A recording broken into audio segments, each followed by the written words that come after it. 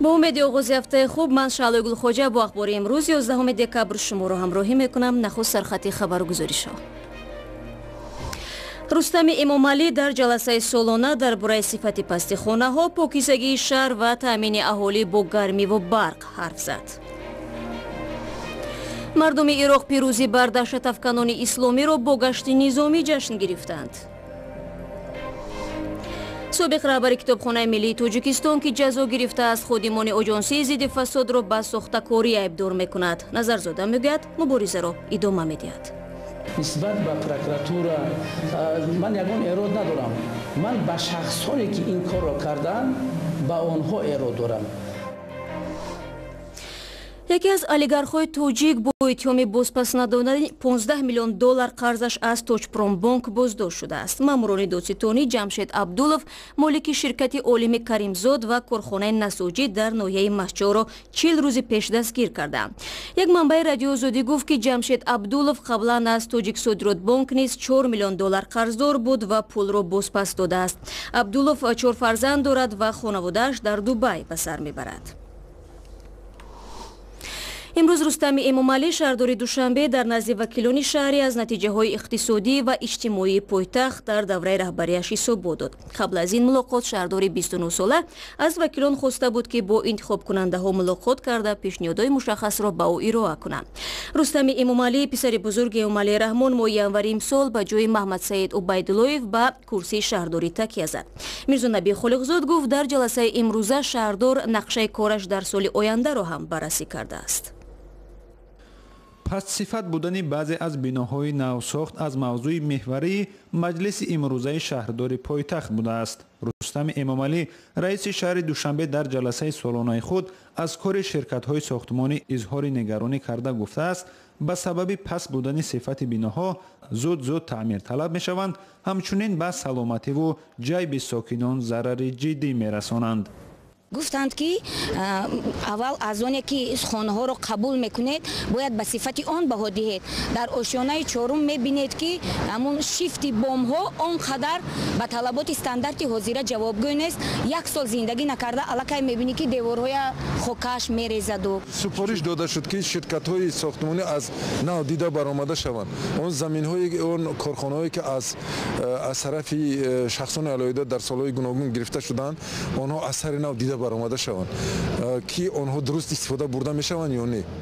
در جلسه سالانه رستم امامعلی همچنین به ساختار شهرداری دستور داده است که تازگی شهر را نظارتی جدی کنند. از جمله وضع پرتابگاه‌ها و محیط زیست باید به طلبات شهرداری موافق گردد.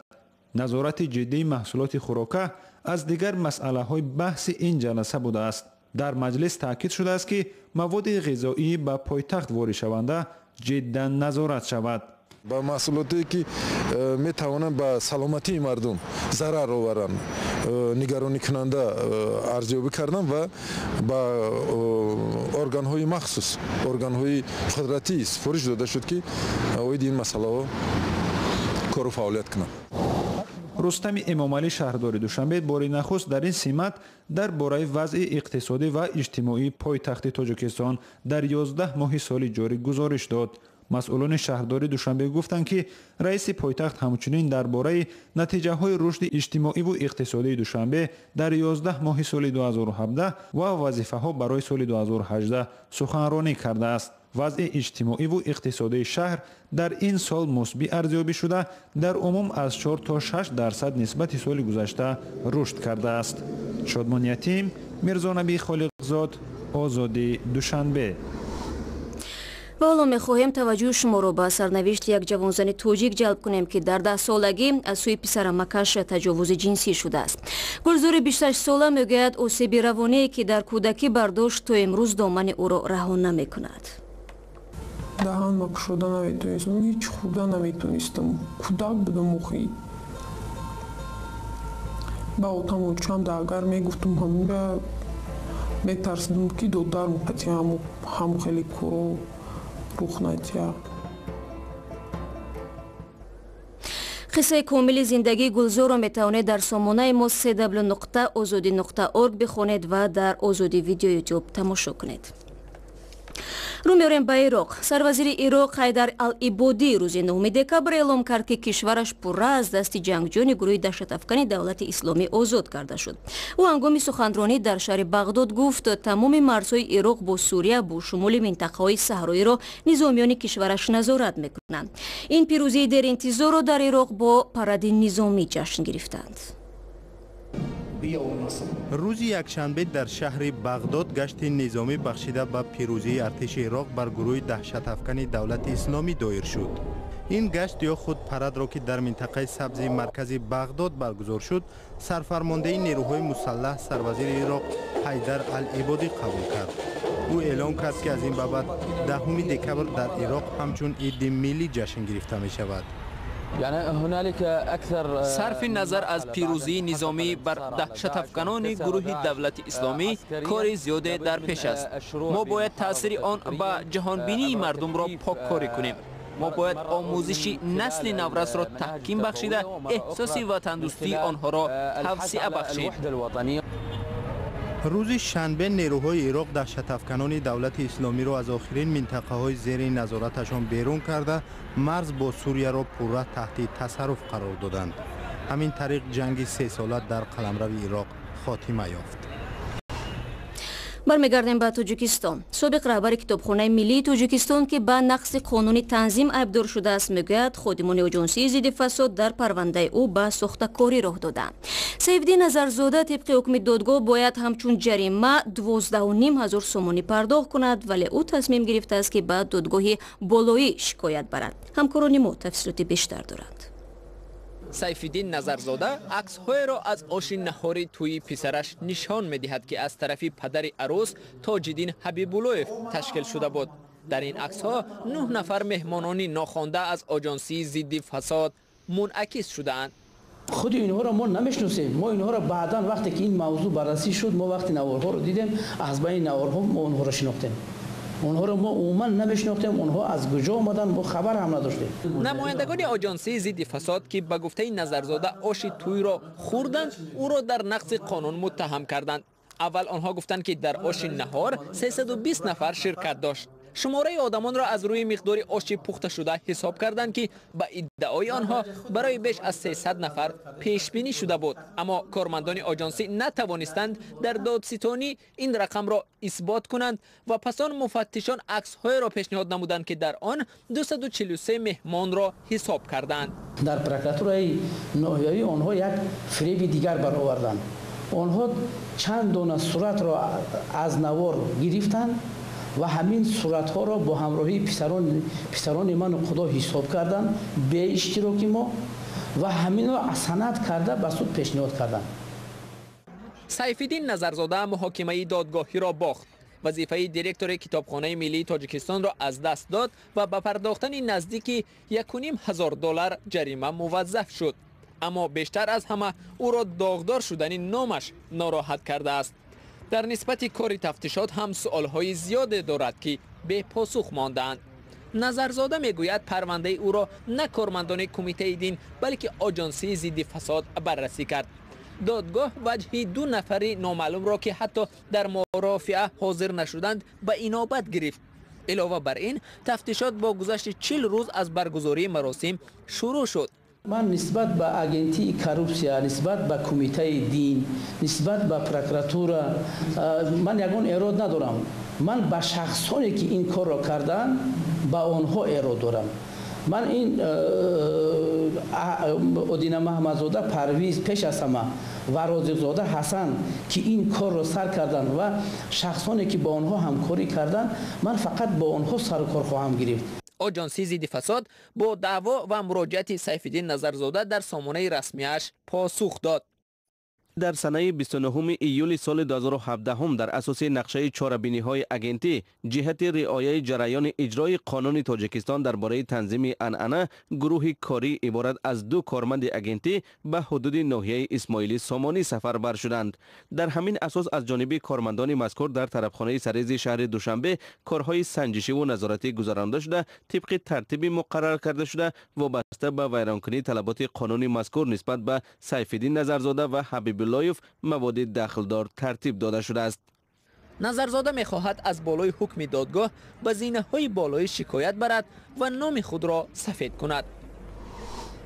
барномаро бо гузориши аз Қирғизистон идома медиҳем ки дар ин кишвар оилаҳои фостерӣ ва ё парастор амал мекунанд. Давлат ба ин хонаводаҳо нигоҳубини атфолеро ки аз тарафи падару модари аслиашон хушунат диданд вогузор кардааст. Чӣ гуна кӯдакон ба оилаҳои нав сафарбар мешаванд ва кӣ ҳуқуқ дорад ба фарзандони бегона сарпараст бошад, дар гузориши навбатӣ тамошо мекунем.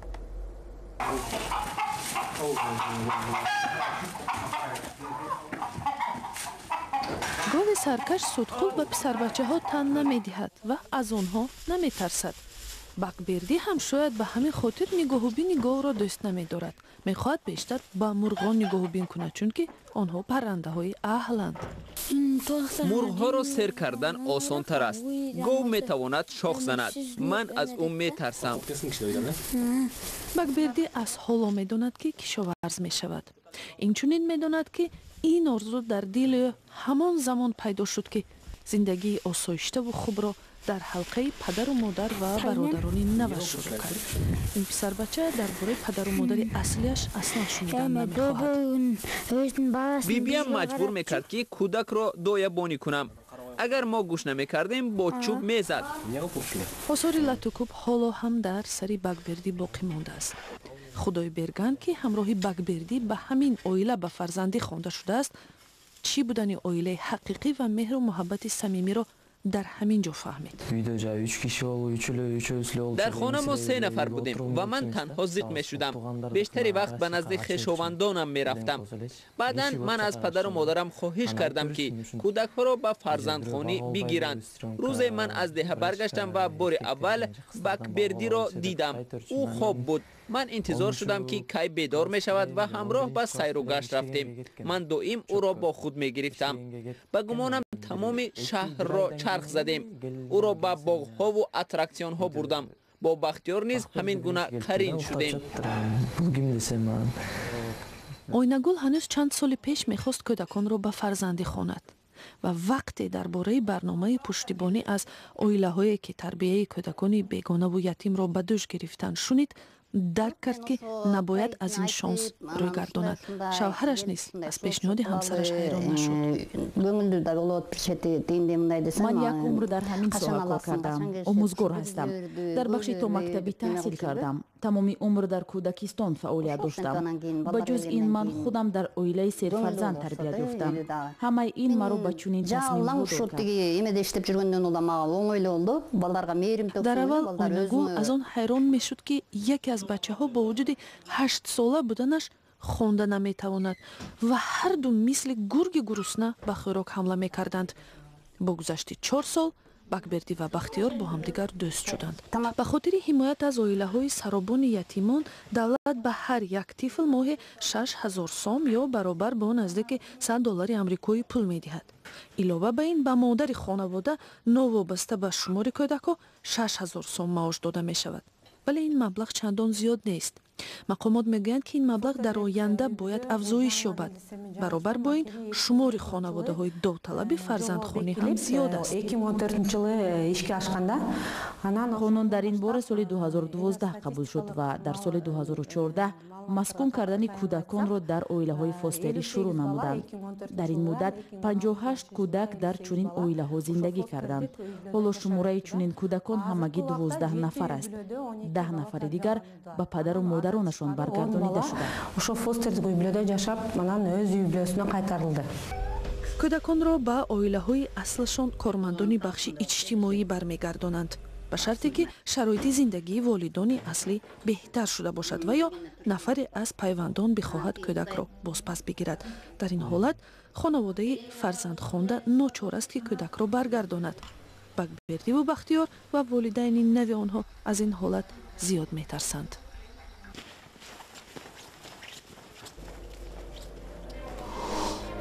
با نشر این گزارش برنامه را انجام میدهیم، اما شما میتونید در سامانه ما azadi.org اخبار بیشتر از این را پیدا کنید.